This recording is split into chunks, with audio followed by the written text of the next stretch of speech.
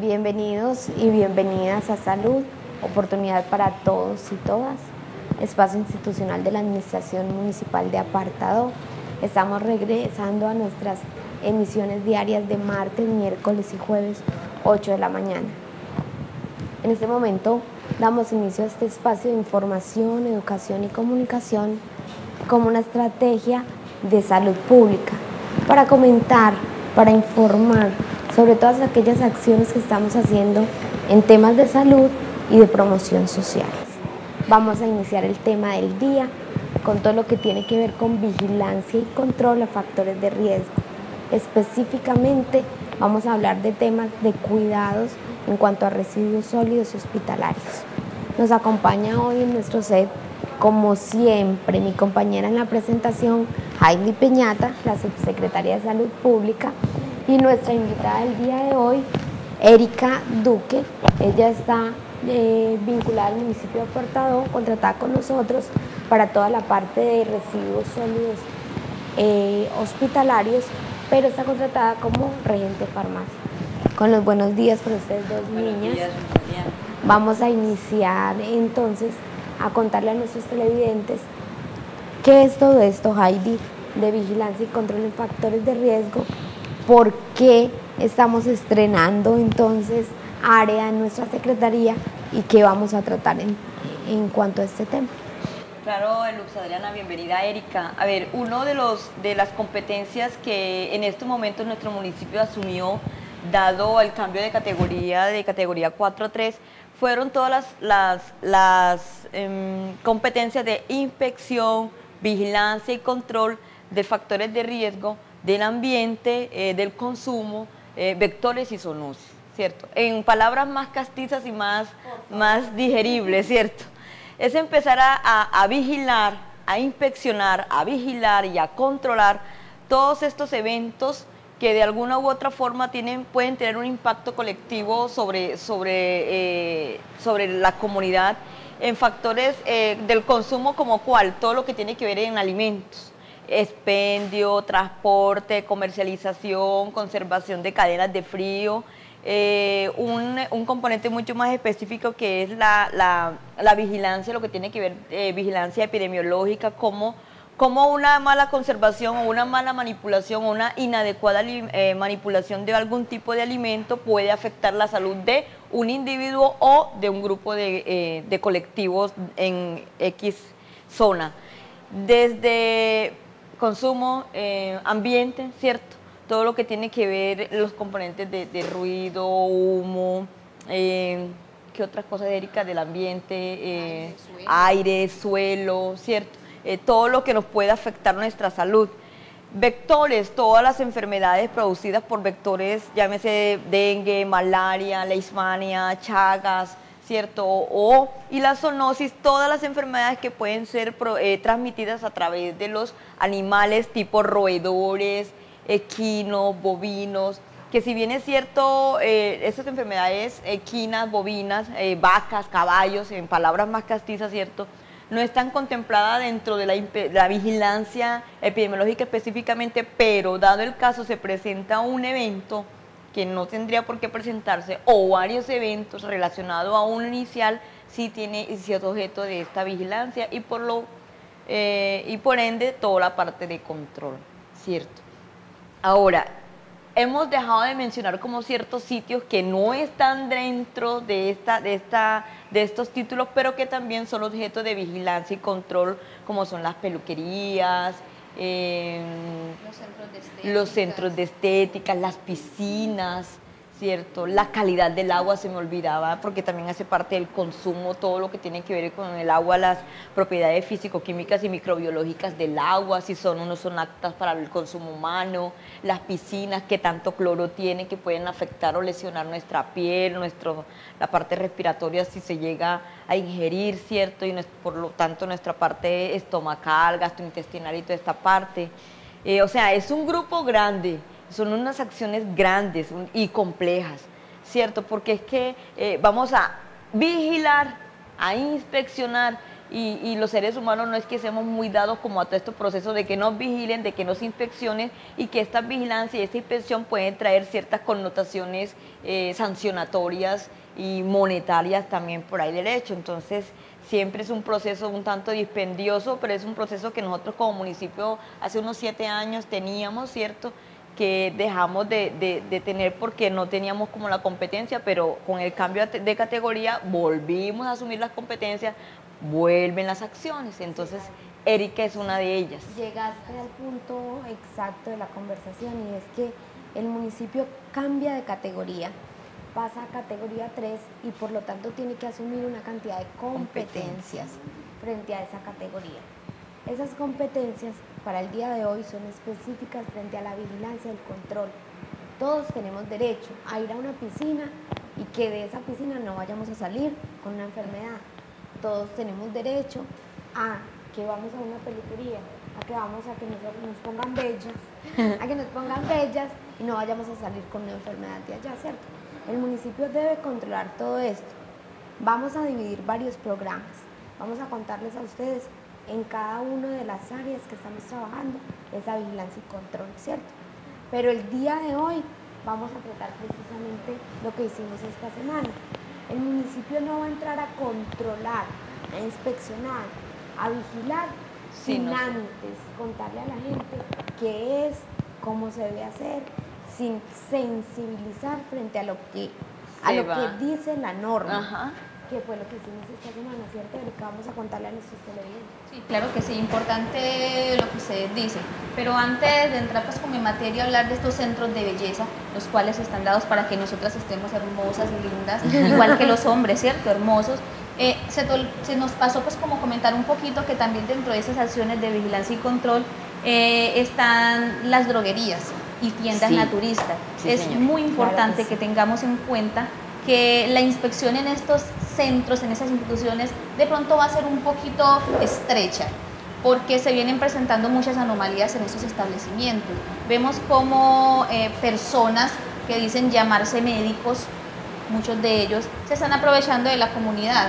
Entonces están recetando o están formulando a ciertos pacientes alimentos, porque la mayoría de estos productos que venden en las tiendas naturistas en últimas son alimentos y lo estamos consumiendo como medicamentos. Entonces ahí la población está siendo objeto de engaño, más que por fe, la gente digamos que tiene como se genera ese resultado o esa positividad en ese tratamiento que yo estoy haciendo, pero realmente, o sea, vamos a hacer una inspección ahí como muy estrecha.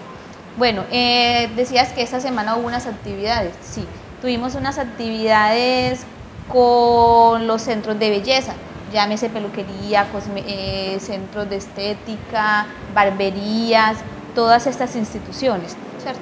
En la cual el objetivo pues, de la reunión fue como presentar el equipo de sanidad y contarles un poquito sobre la legislación que está regulada para estos sitios y en las cuales pues, nosotros vamos a estar haciendo el acompañamiento, el seguimiento, el control y la vigilancia.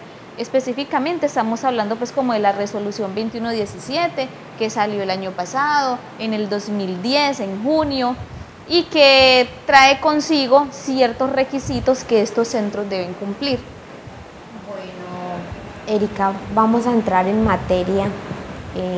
La idea de este programa siempre ha sido que nuestros televidentes identifiquen al momento de adquirir un servicio, ya sea una prestación de servicios en una IPS, cualquier servicio, identifique cuáles son esos factores de riesgo que debe tener en cuenta para prevenir una posible enfermedad. Entonces vamos a entrar a contarle de una manera muy didáctica a nuestros televidentes qué debe tener entonces un centro de belleza, una peluquería, como lo quieran llamar, cumplir en la norma para que no nos vayan a enfermar. La norma es específica, digamos, en ciertos temas. Entonces, a mucho modo, pues vamos a comentarles que, bueno, yo entro a una peluquería y yo debo observar ciertas condiciones, como el espacio, el aseo, la limpieza, ¿cierto? A veces, de pronto, resulta un poquito incómodo hacerle ciertas preguntas a estas personas que nos están atendiendo, pero es importante que tengamos en cuenta cuál es la limpieza, la desinfección, la asepsia que ellos están haciendo a esos elementos que utilizan para realizar su trabajo. O sea, porque es que esa maquinita que se pasa de persona a persona, bueno, no sé cómo la desinfecta.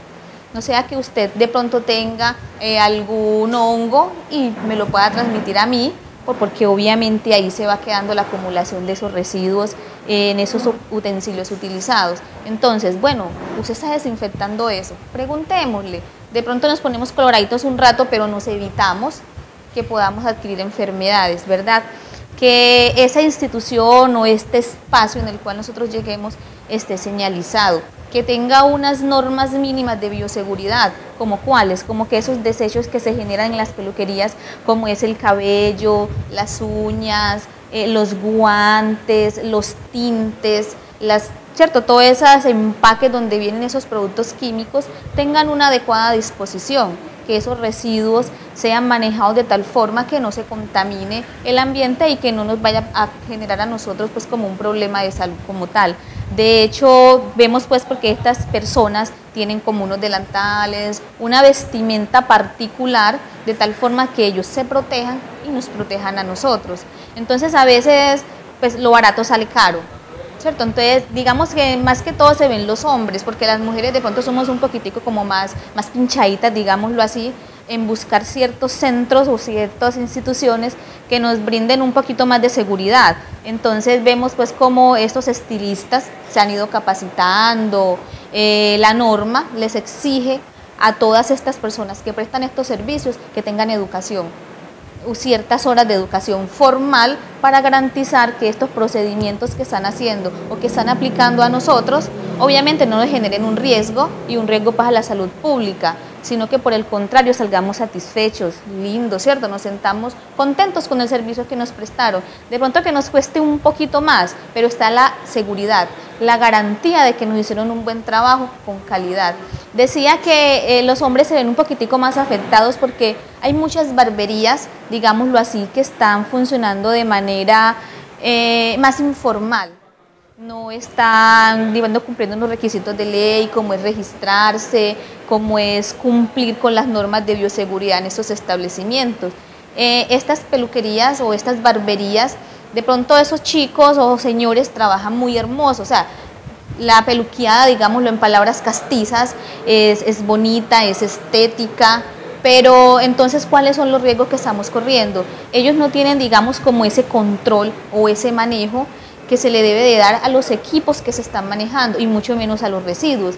A veces uno llega a unas peluquerías o a unas barberías, entonces nos vemos cómo está todo el pelo regado en el suelo, las cuchillas en las mesas, la espumita con que se les limpia el cabello a los señores, está negra, llena de hongo, llena de mugre, llena de polvo, ¿cierto? El sudor.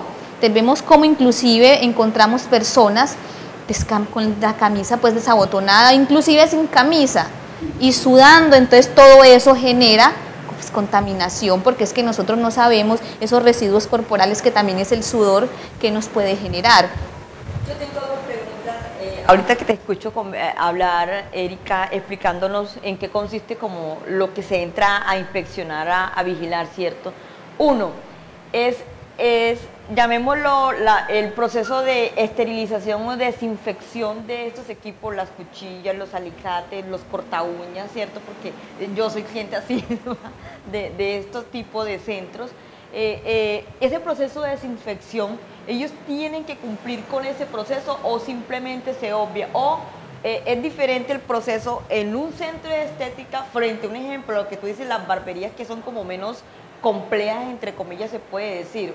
Esa es esa pregunta. La segunda, si yo tengo mi centro de mi barbería, hablemos de la barbería, que me llamó como mucho más la atención lo que tú dices, que los hombres somos como, yo digo no tan pinchados, sino menos escrupulosos que nosotros las mujeres. Nosotros sí somos como mucho más dadas a observar dónde es que nos vamos a sentar y qué nos van a hacer, ¿cierto? Porque nuestra naturaleza es así.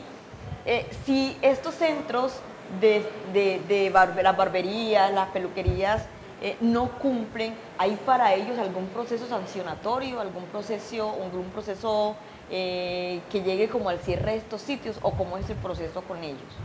Claro. Cuando tú hablas de proceso sancionatorio, pues la ley ahorita digamos que está en la parte pedagógica, ¿cierto? Toda ley trae como un proceso. Entonces la ley salió en junio del 2010 y ella tiene una vigencia de cumplimiento a junio del 2012, o sea que estamos casi a 9-10 meses de que se vence ese lapso de tiempo. Estas instituciones todas deben cumplir con la reglamentación, tener unos espacios adecuados, contar con unas instalaciones higiénico-locativas óptimas, así sean unos requerimientos mínimos, pero que usted vea la asepsia en ese lugar y que sea agradable pues como entrar allá. Todas, absolutamente todas, llámense como se llamen, deben cumplir con unos estándares de bioseguridad en el manejo de estos equipos de desinfección como tal, todas sin excepción, porque es que en todas tenemos materiales cortopunzantes, ¿cierto? Las cuchillas, las tijeras, las maquinitas, los alicates, todo ese tipo de cosas que están en contacto con nuestro ADN, que es las uñas, que es el cabello, que en algunas ocasiones nos generan lesiones cuando nos están los cortes que nos hacen. Entonces, por ende, todas deben de desinfectarse. Claro, hay unos desinfectantes adecuados para cada uno y ya pues dependiendo, digamos, la capacidad, cada uno adquirirá pues como el que más le convenga en cuanto a costos y asequibilidad, porque hay unos, digamos, que no son tan fáciles de conseguir. El más común, señores, el hipoclorito, es el más común, ¿cierto? Coger todos esos elementos y por cada persona que sea atendida en su establecimiento, por favor, desinfectémoslo. Muchas quejas, mucha gente dice es que el hipoclorito coge las maquinitas y me las vuelve pompas, digámoslo así. Sí, pero entonces también hay elementos para que usted vuelva a colocarlas aptas. Sí. Venga, a mí hay algo que me asalta la duda ahorita que acabas de decir eso, ¿cierto? Sí, porque uno hace fila normalmente y cuando ya te tienen lista a ti, yo estoy esperando.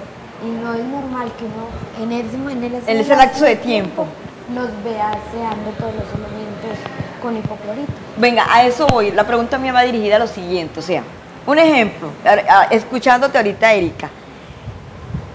Yo llego, ¿cierto? Yo como Erika llego al centro y le digo a la señora, a la dueña del establecimiento y las personas que están, bueno, venga, dígame cómo es el proceso con el cual usted desinfecta los alicates, ¿cierto? Lo que le quitan los cueritos a unos aquí.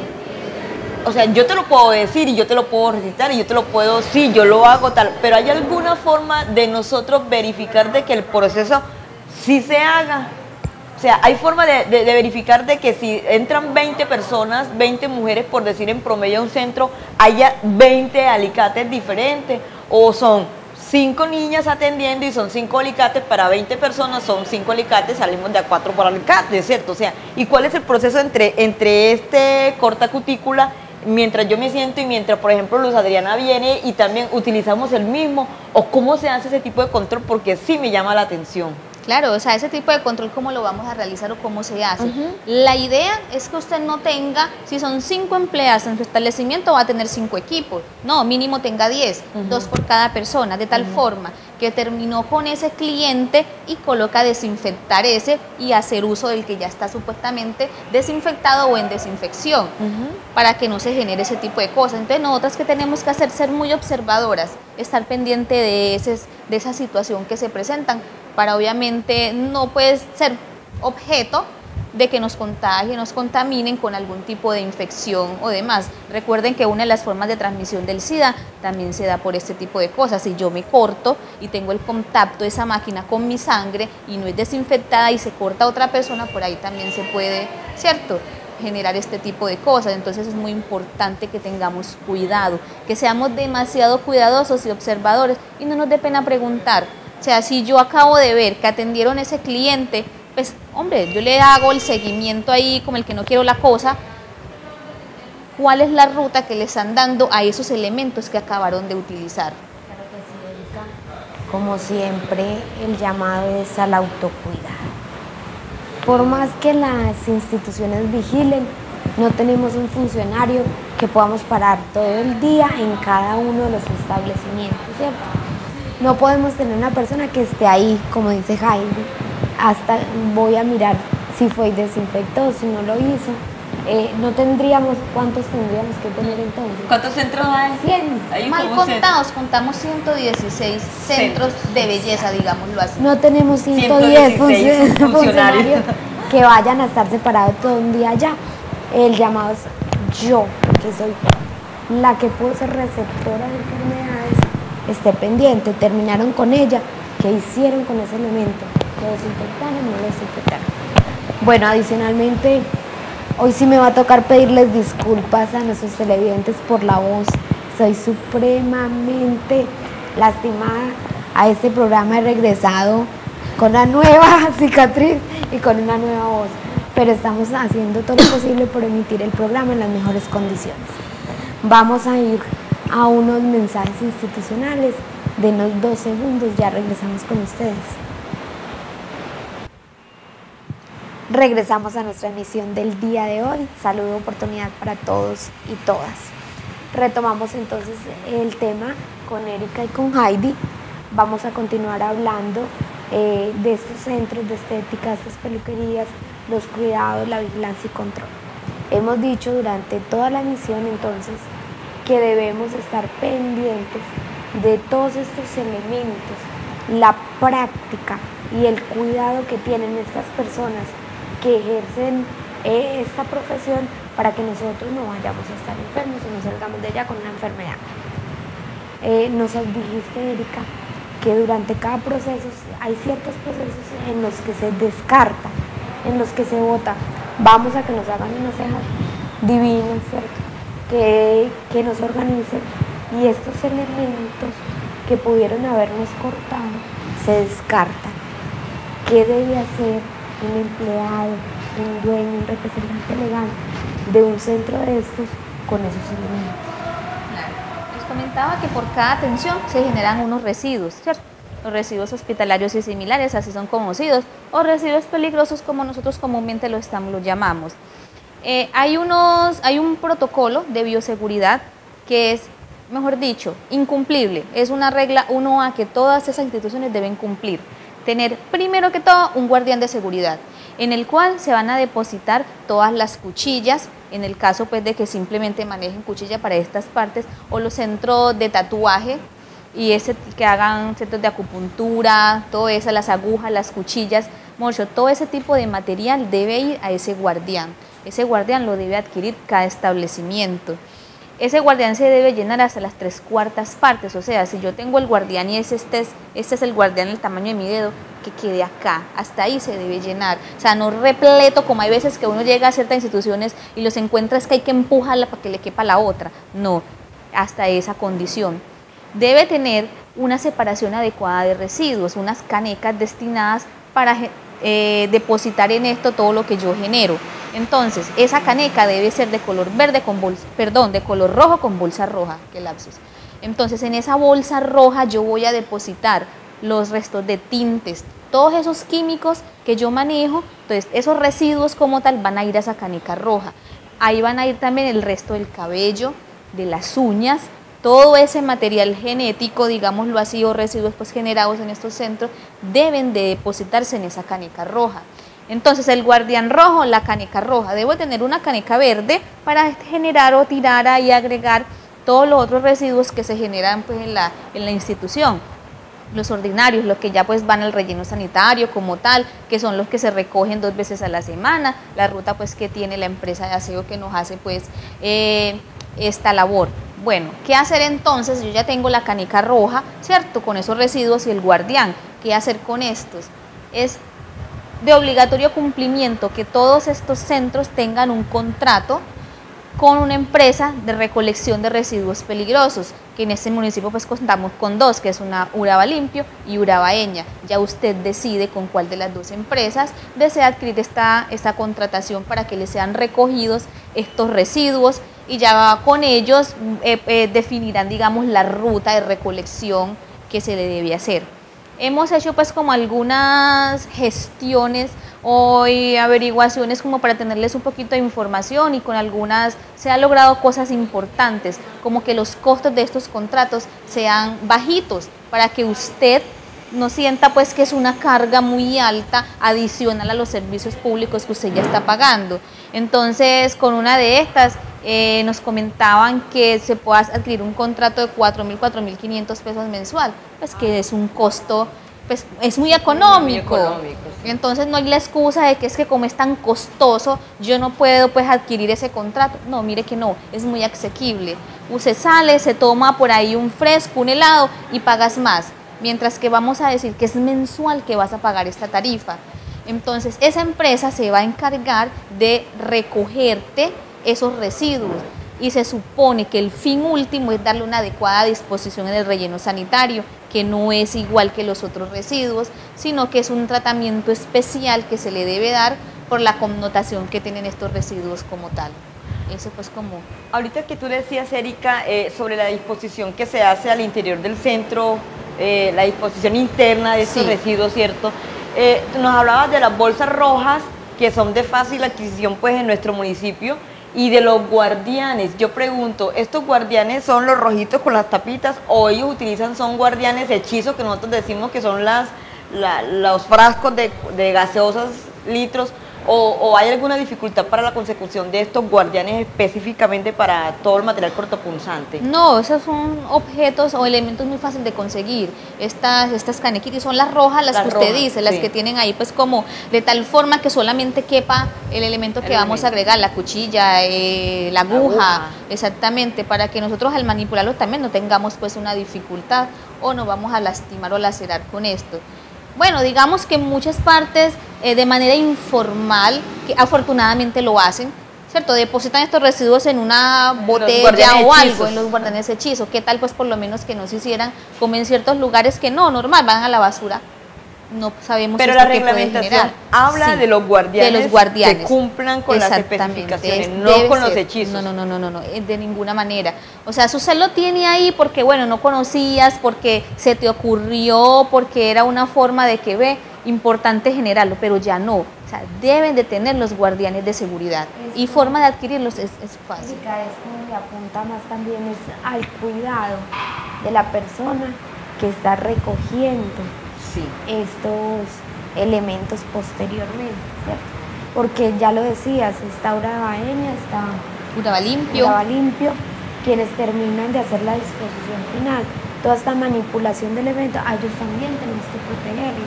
Es decir, yo si soy la representante legal o la representante de esto, tengo que pensar en mis clientes, porque si yo los enfermo no van a regresar. Lo más seguro es que si nosotros cogemos un hongo en algún centro de estos, no vamos a volver. Y fuera de eso le vamos a decir a todo el que se nos atraviese que no vayan allá porque mejor dicho, ¿cierto? Pero además yo tengo que proteger a ese empleado que trabaja para esa disposición final, que por una negligencia mía, un empleado de estos no vaya a tener una enfermedad. Erika, ¿cuál sería la recomendación final para nuestros televidentes? O sea, todo lo que hemos dicho es muy importante, ¿cierto?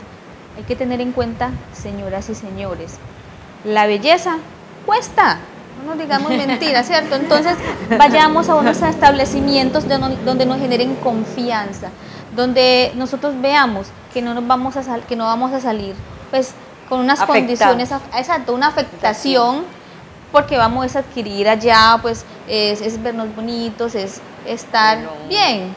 Entonces, por favor, tengamos en cuenta la bioseguridad, que a esas personas le hagan una adecuada desinfección a esos elementos.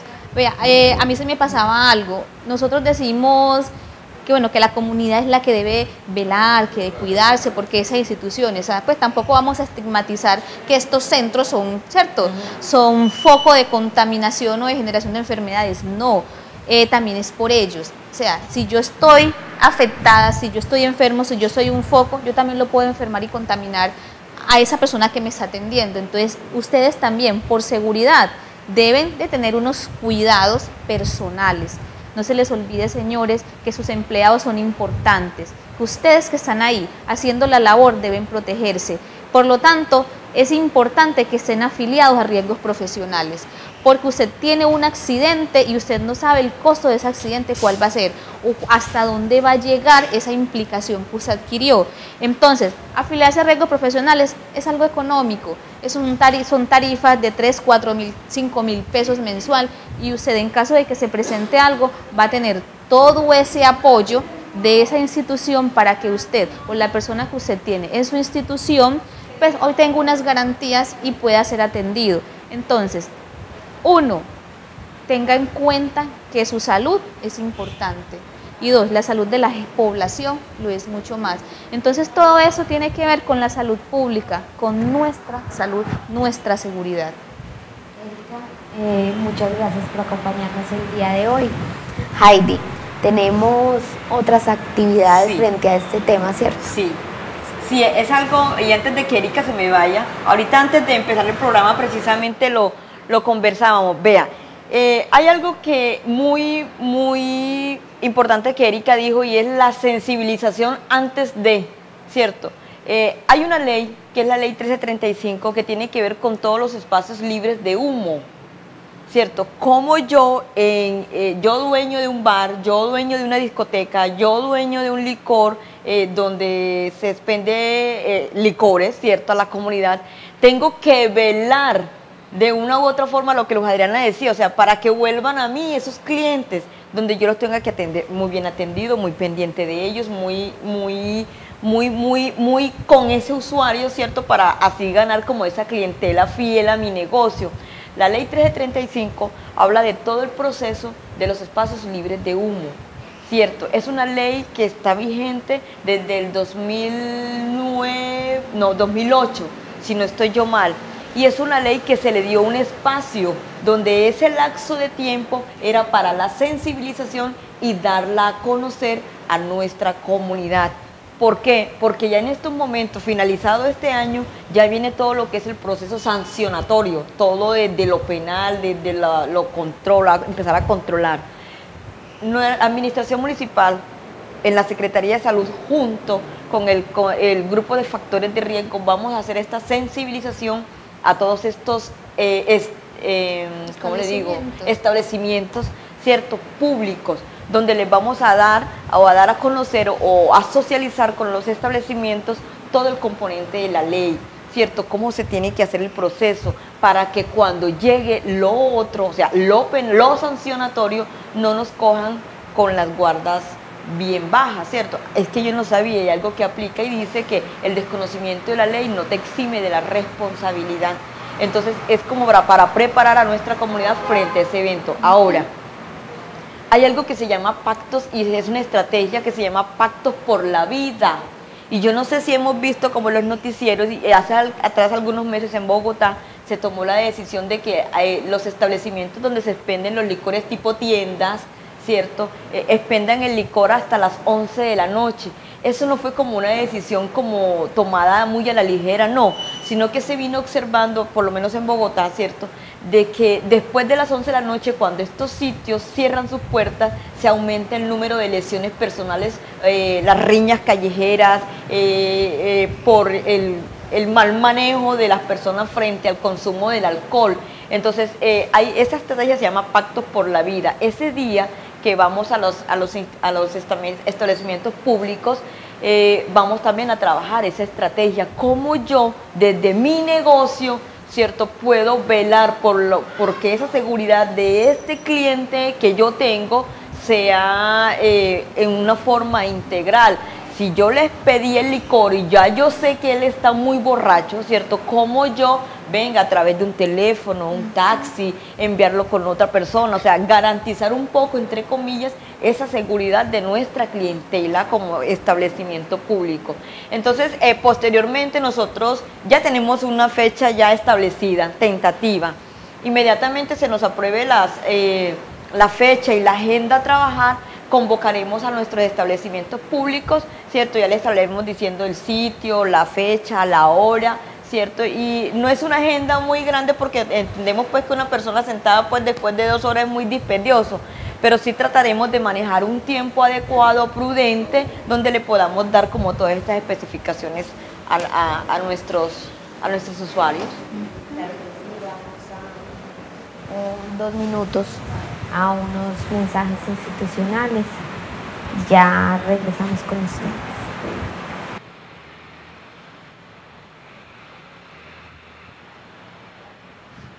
Regresamos con salud y oportunidad para todos y todas. Retomamos entonces Hoy vimos todo lo que es vigilancia y control a factores de riesgo, específicamente la parte de centros de belleza. Pero como siempre, los jueves, nosotros tenemos el componente de seguridad alimentaria, que además hoy, regresando a Salud y Oportunidad para Todos, Leonor Palomino, la coordinadora del programa, nos trae excelentes noticias, ¿cierto, Leonor? Sí, Luz Adriana, muy buenos días y gracias por nuevamente la invitación al canal. Nuevamente informar y compartir este logro y este objetivo del programa de seguridad alimentaria, como ha sido escogido o elegido el municipio de Apartadó de Saltado a través de las Naciones Unidas, la Operación Prolongada de Socorro y Recuperación, el ICBF y Acción Social, escogieron al municipio de Apartadó y lo exaltaron como experiencia exitosa a nivel nacional en la zona de Occidente. Claro que sí, Leonor. Aquí tengo que el objetivo del encuentro, vamos a ponerle a nuestros televidentes Karen. Ahí. Muchas gracias. Además, hemos dado los agradecimientos hoy, Leonor, en la Oficina de Comunicaciones, Pacho y Karen, que nos acompañan el día de hoy, Joel. El objetivo era compartir experiencias entre los actores que posibiliten el aprendizaje y la mejora continua en la atención de los beneficiarios. Aquí tenemos el galardón como experiencia exitosa al municipio de Apartadó en seguridad alimentaria y nutricional. Les voy a leer, dice: la Agencia Presidencial para la Acción Social y la Cooperación Internacional, Acción Social, el Instituto Colombiano de Bienestar Familiar y el Programa Mundial de Alimentos, en nombre de la Operación Prolongada de Socorro y Recuperación, exalta al municipio de Apartadó por su desempeño como coejecutor a nivel nacional en la región Occidente, destacándose como experiencia exitosa. Bueno, Leonor, no es el primer premio. No, el año pasado también fuimos escogidos y exaltados como experiencia exitosa en la ciudad de Medellín por el proceso del proyecto de recuperación nutricional Ración Servida. O sea que este año lo que hicimos fue como reafirmar nuevamente ese primer lugar como experiencia exitosa a nivel nacional ante las Naciones Unidas y las instituciones como el ICBF y Acción Social. Es cosa que gratifica, ¿cierto? Y motiva para seguir trabajando por nuestros niños y niñas que son los beneficiarios de este proyecto. Agradecer a la comunidad, a todos los líderes, a las juntas de acciones comunales que han hecho posible que el municipio de Apartadó logre estos objetivos y estas metas en beneficio de su población. Al señor alcalde por esa entrega, por esa voluntad que ha tenido para fortalecer todos estos procesos en el programa de seguridad alimentaria. Claro que sí, Leonor. Mira, no es gratuito. No es gratuito que un municipio en un componente tan grande como es seguridad alimentaria y nutricional, que lleva tanto esfuerzo, ya lleve 2 años llevando reconocimiento a nivel nacional. El año pasado incluso había participación internacional. Eso evidencia la forma como se están llevando a cabo cada una de las acciones. Yo te decía en algunos de los programas lo complejo que debe ser entregar 40.000, 50.000, 60.000 subsidios nutricionales. Llámese bienestarina, llámese ración servida, llámese maná, llámese todos esos servicios que tenemos. Recibir, almacenar, entregar, eso requiere una articulación metódica. Pero es un reconocimiento como esto, lo que nos dice es las cosas se han hecho de buena manera. Sí, claro que sí, Luz Adriana. Aquí hemos hecho un trabajo bastante importante. Ha sido un trabajo que se ha hecho integrado, que se ha tratado de hacer un trabajo conjunto en equipo con la comunidad, que han sido pilar fundamental para la logística y las entregas de todos estos complementos alimentarios. Además, tú sabes que no solamente nosotros recibimos alimentos y entregamos alimentos, hacemos la parte complementaria y en la parte social.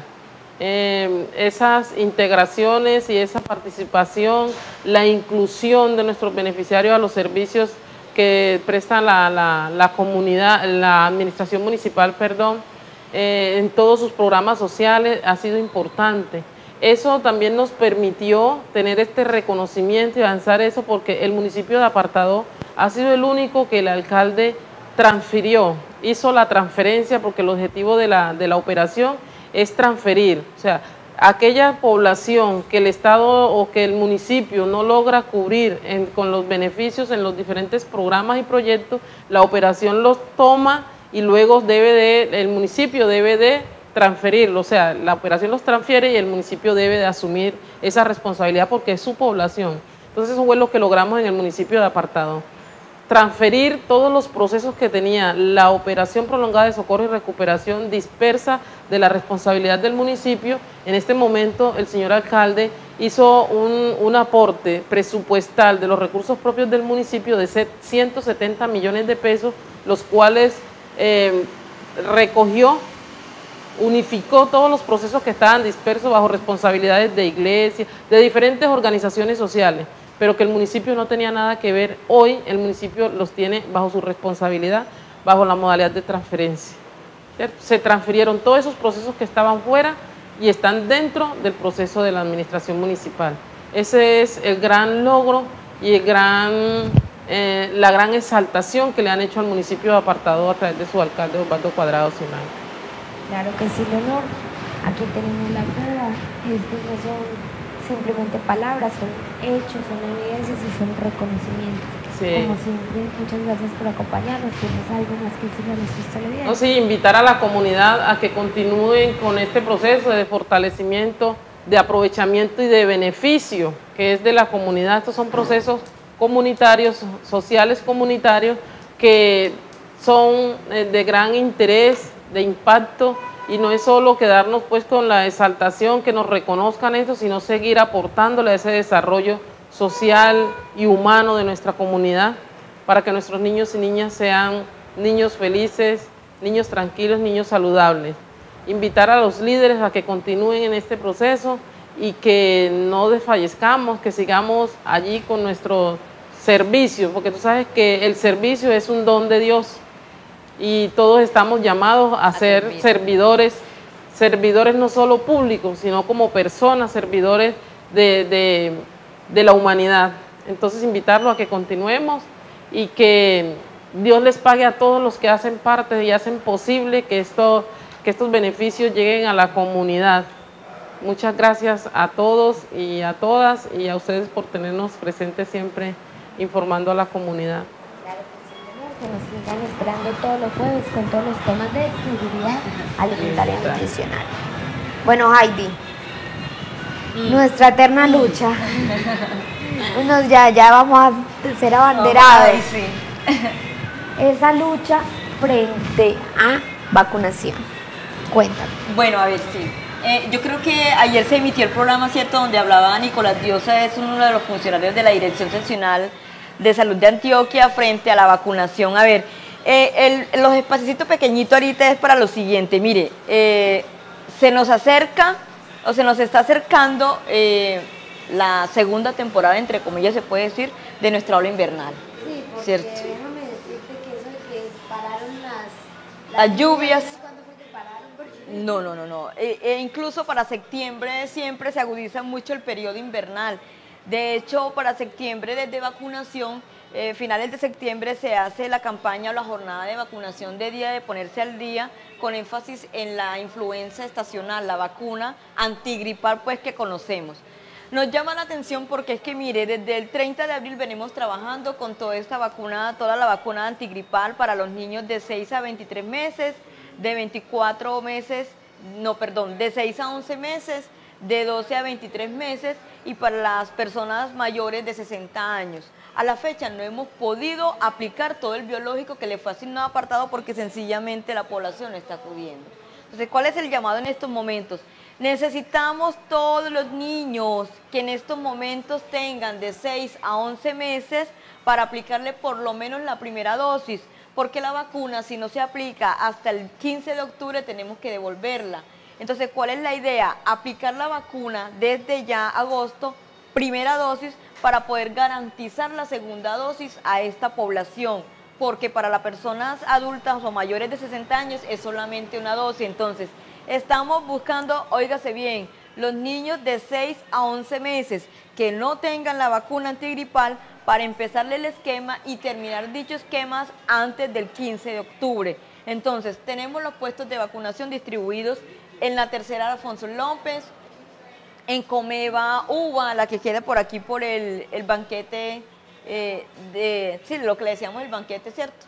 Aquí en apartado hay un puesto de vacunación en Salucop como tal, tenemos el otro puesto de vacunación en Confama, que queda enfrente del Éxito, y Confenalco, que queda cerca del Parque del Ortiz. Entonces tenemos dispuestos todos los puestos de vacunación para que nuestra comunidad, por favor, asista y nos lleven estos niños antes de que esta temporada invernal se agudice mucho más en nuestra zona. Bueno, Heidi, sí, nos queda como siempre el llamado, nos queda decirles que continuamos con muchos servicios a los cuales ustedes pueden acceder, que estamos esperando que acudan, que nos acompañen, que estén con nosotros, que cuiden a nuestros niños y niñas, que apliquen la vacunación. Muchas gracias por habernos acompañado el día de hoy. Nos vemos nuevamente martes 8 de la mañana. Esperamos que este tema haya sido de todo su agrado. Tenemos preparados especialistas y médicos para el día de hoy. Hasta pronto.